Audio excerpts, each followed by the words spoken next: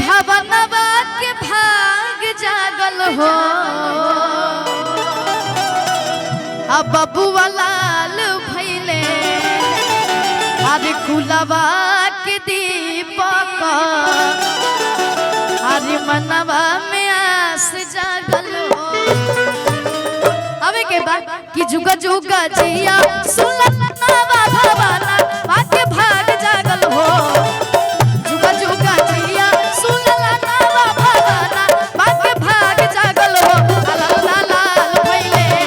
लाल लाल भैले कुलवा के दीपक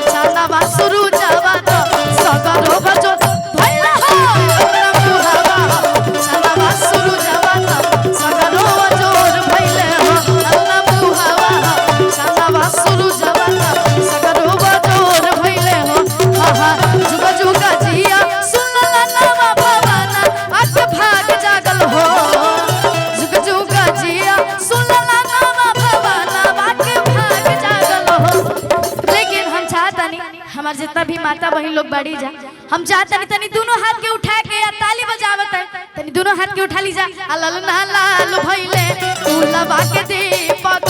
मनवा में बस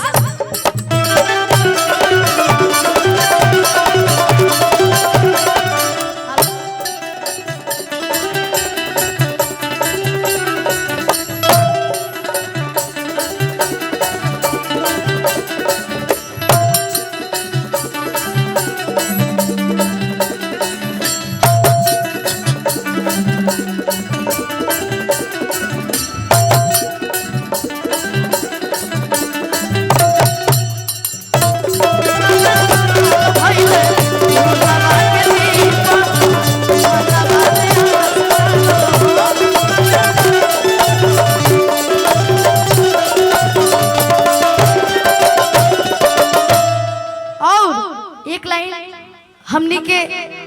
चाची लोग गावे लीजिए जाना तनी का कि अरे हमारा जनाता बबुआ अरे जीएम होई है अरे ना ना ना ना ना अरे डीएम होई है हो ए ललना ना ए ललना हिंद के सितारा ई तसीम होई है से ऊपर पीम होई है ललना हिंद के सितारा बबुआ सीम होई है से ऊपर पीम होई है हो अरे हमारा जन्नत बबुआ जीम होई है ना नाइका डीम होई है ना नाइका डीम होई है हो ललना हिंद के सितारा ई तसीम होई है से ऊपर पीम होई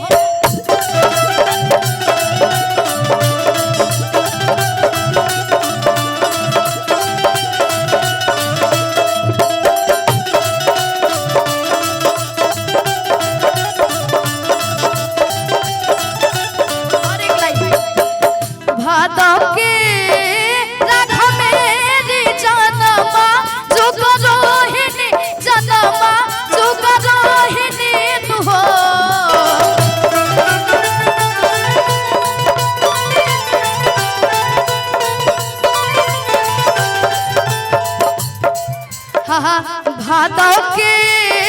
राख मेरी जनमा जुग रोहिणी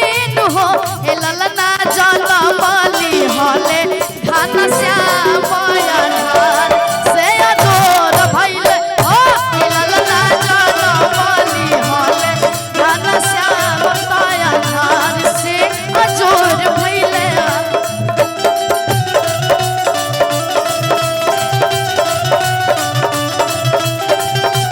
दिया ब्यास दिया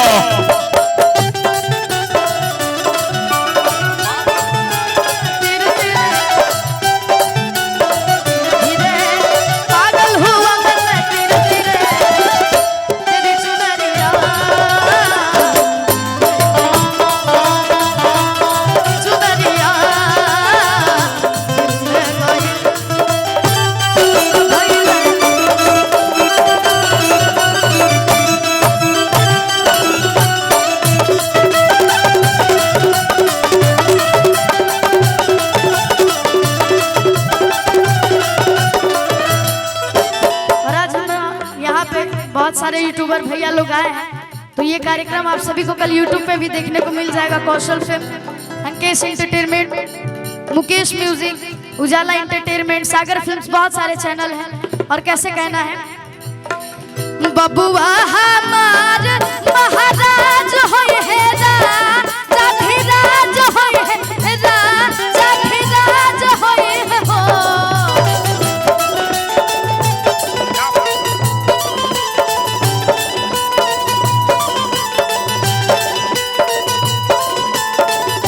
ए ललना मुकुटा मढ़ी पोखराज होय है सीरा वाके ताज होय है हो ए ललना मुकुटा मढ़ी पोखराज होय है सीरा वाके